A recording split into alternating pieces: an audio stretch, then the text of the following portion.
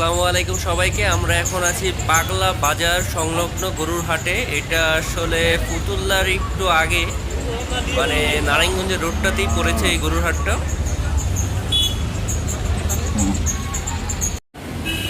আর এই গরুর হাটে বেশ কিছু গরু আসছে, অস্ট্রেলিয়ান ফ্রিজিয়ান ছাড়াও, মানে দেশাল গরুটা একটু বেশি লাগছে, অস্ট্রেলিয়ান গরু এখানে একটু কম ছিল।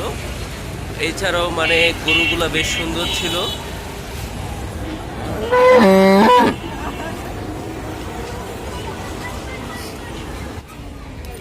তো এই গরুর হাটের আসলে স্থানটা আমি সুন্দর মতো বলে দিচ্ছি। এই গরুর আগে হচ্ছে শ্যামপুর গরুর হাট, এবং এই পাগলা বাজার সংলগ্ন গরুর হাটের পরে আছে হচ্ছে ফতুল্লা গরুর হাট।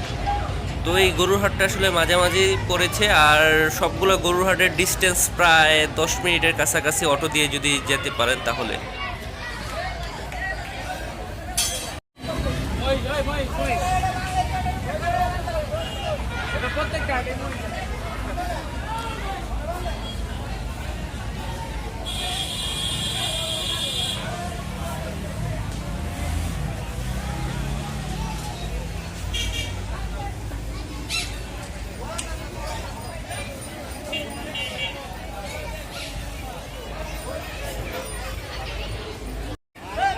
এই গরুটাও অনেক সুন্দর। এই গরুটা আসলে নেপালির সাথে দেশালের একটু ক্রস ফেসে, সম্পূর্ণ আসলে নেপালি বলা যায় না, বাট গরুটা আসলে দেখতে অনেক সুন্দর ছিল।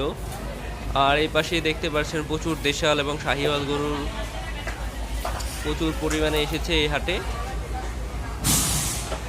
এখনো গরু দিয়ে ভরপুর হচ্ছে, সম্পূর্ণ আসলে পড়েনি, বাট হয়ে যাবে। এগুলো আসলে এক রাতের ব্যাপার। আসলে এগুলো মানে ট্রাকে মানে ট্রাক তো এখানে পুরো রাস্তাটাই খালি ট্রাকেরই দখল, তো গরু আসতে বেশি সময় লাগে না এই হাটে।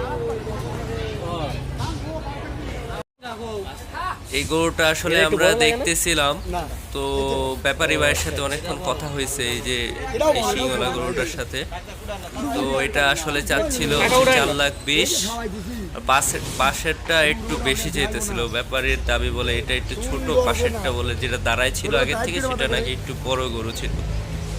তো যেটা বসেছিল এটাকে উঠানো হয়েছে। এটা বেশ সুন্দর, অনেক সুন্দর, দেখে খুব ভালো লাগছে।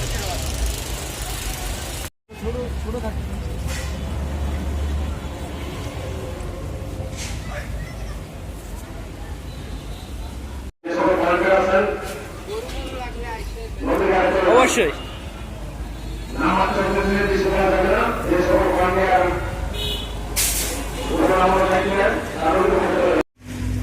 তো আজকের জন্য এইটুকুই পাগলা গরুর হাটের আপডেট। সামনে আরও গরুর হাটে যাওয়া হবে, সারুলিয়া, মেরাদিয়া, এইসব হাটেও যাওয়া হবে ইনশাআল্লাহ। সাবস্ক্রাইব করে অবশ্যই পাশে থাকবেন। আল্লাহ।